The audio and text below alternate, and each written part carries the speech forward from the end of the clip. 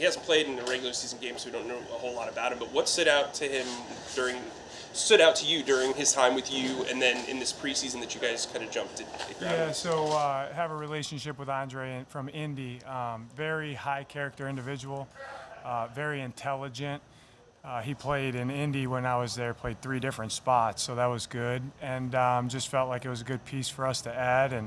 And as many good players as we can bring in here, that's what Howie and Nick are trying to do. So excited about his addition. With that versatility, though, how does that help you from a game day depth perspective? A lot, and what we've talked about since way back when, guys that are up on game day, there's only a few guys that only play one spot. They have to be able to play multiple spots for our pair and a spare.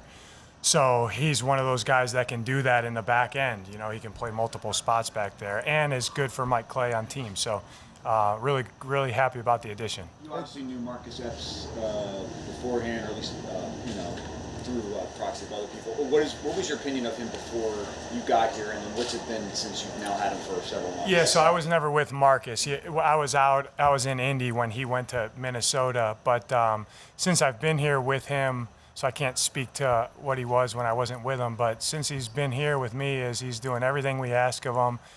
He's another guy that's highly intelligent, processes quickly, really understand how he fits within our scheme and what we're asking those guys to do.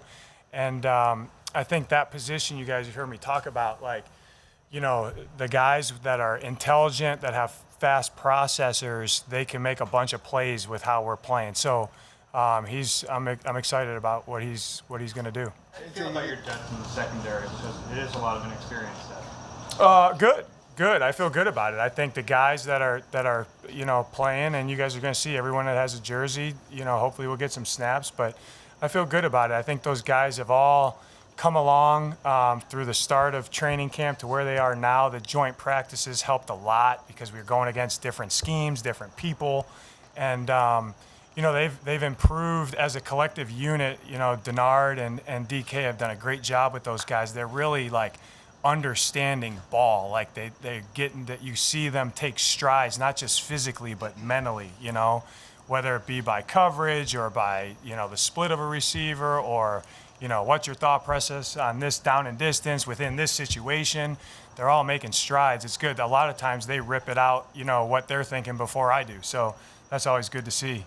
JJ, you've talked about pre-snap disguise a lot over the summer. When you are going against a veteran quarterback like Matt versus a younger quarterback maybe down the line, how much does that shift to you? Do you kind of put it in the back pocket because you got a guy who's seen everything, or how does that? Yeah, we are very aware of the quarterback position, being able to, and how offensive play callers call the game now. They're getting into ideal looks versus the look that they see. So, we talked about that way back when. It's not just how do you put pressure on the quarterback. Well, everyone thinks in their mind, well, bring more than 4. And I agree with that. But the second part to that is you have to apply pressure to the quarterback pre-snap. So he doesn't know, before he gets that ball, he doesn't know, all right, I'm throwing it there. So that's the reason that we try to move around and we try to disguise. And going against Matt Ryan, it's a big-time challenge because there's not a lot of looks that this guy hasn't seen. There's not a lot of coverage. There's not any coverage that this guy hasn't seen. And he's got a very fast processor. That's why he's a top 10 guy. So, and has weapons. So we just got to do a really good job of, here's how I talked to our guys today, here's what we're doing. This is how we're starting the game. And then these are the adjustments coming down the road. As a follow-up to that, Arthur Smith is known for the way he uses pre-snap motion. As a defensive coordinator, what are you watching before the snap? I guess from the offense's perspective. Yeah, you try to figure out why he's doing it, and I think we got a pretty good beat, just from having gone on him for a while. But I'll tell you, you go back and look at certain games with Arthur, and you can't prepare for everything, and he throws a lot on his guys' plates mentally. And they get in a lot of looks that you might not have scouted or seen, leading up to that game. So with that, you have to apply your rules, and you got to have guys figuring it out on this, before the snap and post snap.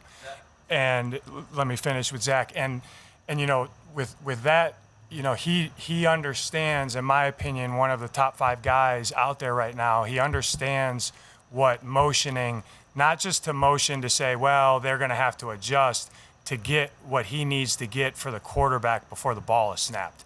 And he's really good at it's like it's not like fake motion. It's like motion for a reason.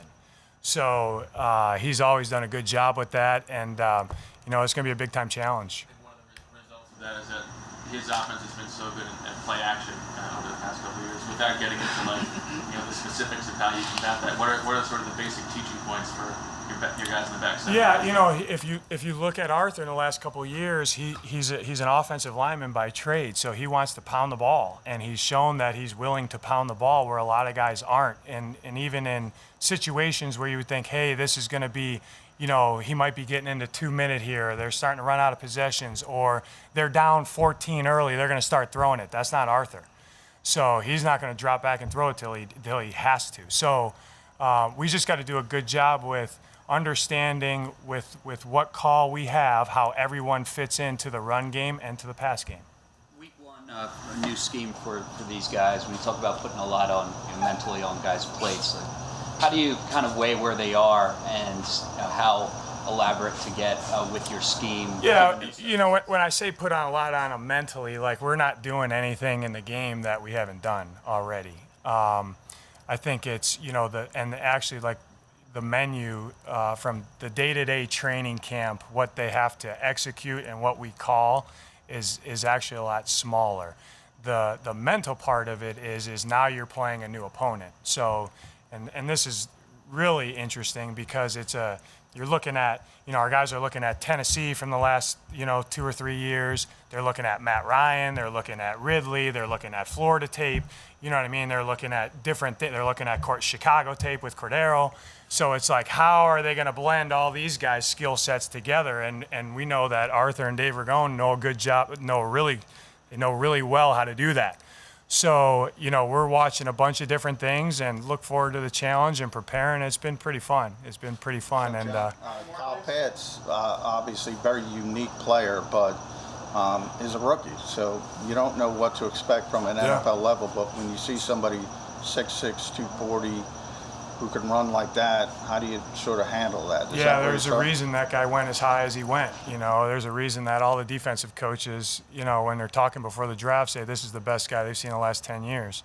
So, we're going to have to be smart about how we defend him, and we're going to know, the people that end up on him, they got to know what he brings to the table, and hopefully that we don't have, we have help around us when we're defending him. The players with the headsets, who are the 2 players? Not sure yet, actually. Not sure yet. Slay talked about how much respect he has for Calvin Ridley. What are the challenges that presents, game planning for him, and will be safe to assume we'll see Slay match up against him? I don't know that yet. He's definitely a top 10 guy. I mean, he's a guy that can, I always look for the guys that can beat you vertically and horizontally. And he's proven over the last, the course of his career that he can do that. And we were actually in Indy and we played Atlanta and we had our best cover guy on him on a 3rd and 5. And I mean, he beat him pretty good, and he's a really good player and he's a weapon that they have that they're going to use. And we have to be aware how they're deploying it and how they're using them. Gennard and Ryan are obviously both veterans, but they miss a lot of time during training camp. How comfortable do you think they are in this I'm system? comfortable with them. It was good to see them out there yesterday and a little bit of rust from both of them, but they'll be caught up, ready to go by Sunday. Thanks, John. Thank you, guys. Appreciate it.